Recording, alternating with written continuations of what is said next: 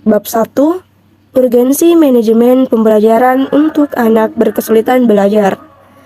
Siswa berkesulitan belajar merupakan salah satu bagian dari siswa berkebutuhan khusus. Menurut National Advisory Committee on Handicapped Children, WON tahun 2004, berkesulitan belajar khusus adalah kelainan dalam satu atau lebih dari proses psikolog dasar yang terlibat dalam pemahaman atau penggunaan bahasa, lisan atau tulisan yang dapat mewujudkan pada ketidakmampuan untuk mendengarkan, berpikir, berbicara, membaca, menulis, mengeja, atau melakukan perhitungan matematis. Untuk menangani siswa yang mengalami kesulitan belajar, guru perlu mengetahui bagaimana mengelola kelas yang baik untuk siswa berkesulitan belajar, terutama di kelas inklusi. Bagaimana menempatkan siswa berkesulitan belajar bersama dengan siswa lain dengan kemampuan yang berbeda. Dibutuhkan kemampuan guru dalam mengelola pembelajaran. Guru harus profesional dalam mengelola pembelajaran. Guru yang profesional dalam mengajar harus memiliki 4 kompetensi mengajar, yaitu kompetensi pedagogik, kompetensi kepribadian, kompetensi sosial, dan kompetensi profesional. Menurut Peraturan Menteri Nomor 17 Tahun 2007 tentang Standar Kualifikasi Akademik dan Kompetensi guru dijabarkan sebagai berikut. Bagian A, kompetensi pedagogik. Kompetensi pedagogik terbagi atas 10, yaitu yang pertama, menguasai karakteristik peserta didik dari aspek fisik, moral spiritual, sosial kultural, emosional, dan intelektual. 2. Menguasai teori belajar dan prinsip-prinsip pembelajaran yang mendidik. 3. Mengembangkan kurikulum yang terkait dengan mata pelajaran yang diampu. 4. Menyelenggarakan pembelajaran yang mendidik. 5. Memanfaatkan teknologi informasi dan komunikasi untuk kepentingan pembelajaran. 6. Memfasilitasi pengembangan potensi peserta didik untuk mengaktualisasikan berbagai potensi yang dimiliki. 7. Berkomunikasi secara efektif, empati, dan santun dengan peserta didik. Ke-8. Menyelenggarakan penilaian dan evaluasi proses dan hasil belajar. Ke-9. Memanfaatkan hasil penilaian dan evaluasi untuk kepentingan pembelajaran. Dan 10. Melakukan tindakan reflektif untuk peningkatan kualitas pembelajaran. Bagian B. Kompetensi kepribadian. Kompetensi kepribadian terbagi atas 5. Yang pertama, bertindak sesuai dengan norma agama, hukum, sosial, dan kebudayaan nasional Indonesia. Yang kedua, menampilkan diri sebagai pribadi yang jujur, berakhlak mulia, dan teladan bagi peserta didik dan masyarakat. Yang ketiga, menampilkan diri sebagai pribadi yang mantap, stabil, dewasa, arif, dan berwibawa. Yang keempat, menunjukkan etos kerja, tanggung jawab yang tinggi, rasa bangga menjadi guru, dan rasa percaya diri. Dan yang kelima, menjunjung tinggi kode etik profesi guru. Bagian C, kompetensi sosial. Kompetensi sosial terbagi atas 4. Yang pertama, bersikap inklusif, bertindak objektif, serta tidak diskriminatif karena pertimbangan jenis kelamin, agama, ras, kondisi fisik, latar belakang keluarga, dan status sosial ekonomi. Yang kedua, berkomunikasi secara efektif, empatik, dan santun dengan sesama pendidik, tenaga kependidikan, orang tua, dan masyarakat. Yang ketiga, beradaptasi di tempat bertugas di seluruh wilayah Republik Indonesia yang memiliki keragaman sosial budaya. Dan yang keempat, berkomunikasi dengan komunitas profesi sendiri dan profesi lain secara lisan dan tulisan atau bentuk yang lain. Bagian D, kompetensi profesional. Kompetensi profesional terbagi atas 5. Yang pertama, menguasai materi, struktur, konsep, dan pola pikir keilmuan yang mendukung mata pelajaran yang diampu. Yang kedua, menguasai standar kompetensi dan kompetensi dasar mata pelajaran yang diampu. Yang ketiga, mengembangkan materi pembelajaran yang diampu secara kreatif. Yang keempat, mengembangkan keprofesionalan secara berkelanjutan dengan melakukan tindakan reflektif. Dan yang kelima, memanfaatkan teknologi informasi dan komunikasi untuk mengembangkan diri. Bab 2. Anak berkesulitan belajar. A. Pengertian. Istilah anak berkesulitan belajar yang dikenal oleh orang kebanyakan merujuk kepada anak atau siswa yang mengalami kesulitan dalam mengikuti pelajaran di sekolah. Konsekuensi dari kesulitan belajarnya adalah prestasi untuk semua mata pelajaran berada di bawah rata-rata. Pemahaman ini tidak salah karena telah mewakili gambaran secara sederhana tentang anak berkesulitan belajar. Namun perlu diketahui bahwa istilah anak berkesulitan belajar yang dimaksud dalam buku ini adalah anak berkesulitan belajar khusus, tetapi juga memiliki kesulitan dalam mengikuti pelajaran. Anak berkesulitan belajar disebabkan oleh disfungsi sistem saraf pusat dan dapat terjadi sepanjang rentang hidup. Akibatnya adalah ketidakmampuan dalam membaca, menulis, dan berhitung, tetapi bukan karena disebabkan oleh gangguan penglihatan, pendengaran, gangguan intelektual, emosional, budaya, dan ekonomi. B. Klasifikasi dan karakteristik anak berkesulitan belajar. Klasifikasi anak berkesulitan belajar dilihat dari dua segi, yaitu segi perkembangan dan segi akademik.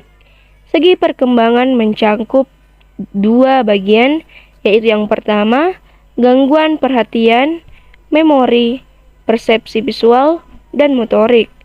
Yang kedua, gangguan proses berpikir dan bahasa.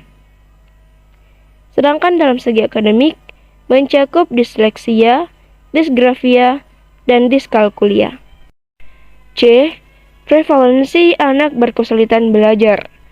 Menurut laporan dari National Center for Learning Disabilities, Cortilla dan Horowitz tahun 2014, prevalensi siswa berkesulitan belajar di Amerika Serikat sekarang ini adalah sebagai berikut. Yang pertama, berkesulitan belajar adalah kategori siswa terbesar yang menerima layanan pendidikan khusus. Yang kedua, jumlah siswa yang diidentifikasi dengan LD telah menurun 8% antara tahun 2002 dan tahun 2011. Sementara total pendidikan khusus menurun hanya 3%. Yang ketiga, 2/3 siswa yang diidentifikasi dengan LD adalah laki-laki. Dan yang keempat, siswa kulit hitam dan Hispanik menduduki banyak negara, sementara siswa kulit putih dan Asia tidak terwakili dalam kategori LD. Bab 3. Konsep manajemen pembelajaran. A. Pengertian. Manajemen berasal dari bahasa Inggris yaitu to manage, yang berarti mengatur. Pengertian manajemen dikemukakan oleh George R. Terry, yaitu manajemen adalah suatu proses khas yang terdiri atas tindakan-tindakan perencanaan perorganisasian, penggerakan, dan pengendalian untuk menentukan serta mencapai tujuan melalui pemanfaatan SDM dan sumber daya lainnya.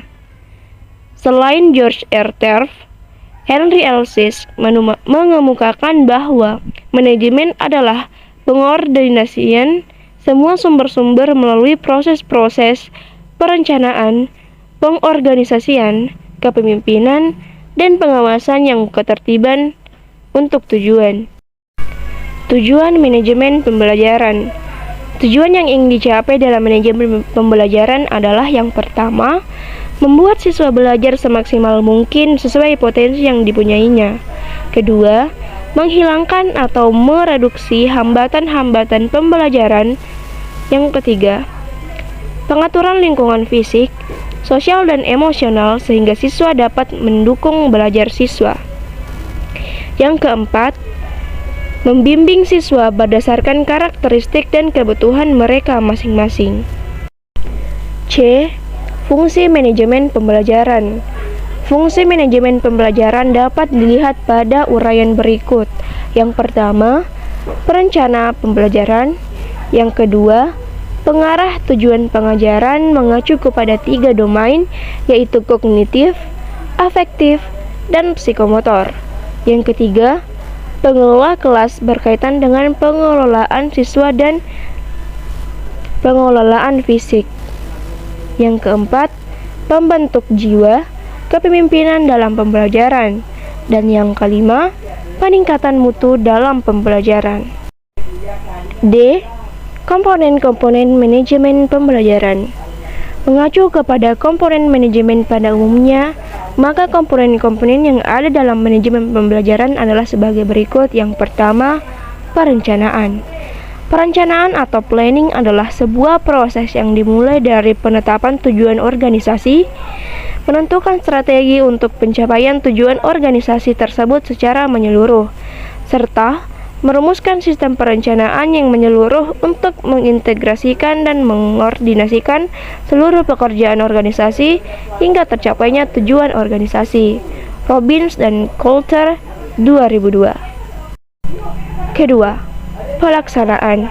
Pelaksanaan pembelajaran merupakan implementasi dari perencanaan. Pelaksanaan yaitu suatu kegiatan memadukan atau mengintegrasikan sumber potensi yang ada atau yang dapat disediakan dalam rangkaian kegiatan yang telah direncanakan secara sistematis dalam rangka mencapai tujuan, meliputi sumber daya manusia, tujuan belajar, bahan belajar, alat media belajar, tempat belajar, fasilitas atau sarana prasarana pendukung lainnya. 3. Evaluasi. Evaluasi merupakan komponen terakhir dalam manajemen pembelajaran. Evaluasi secara spesifik berkaitan dengan proses pembelajaran dikemukakan oleh Hamalik 2001.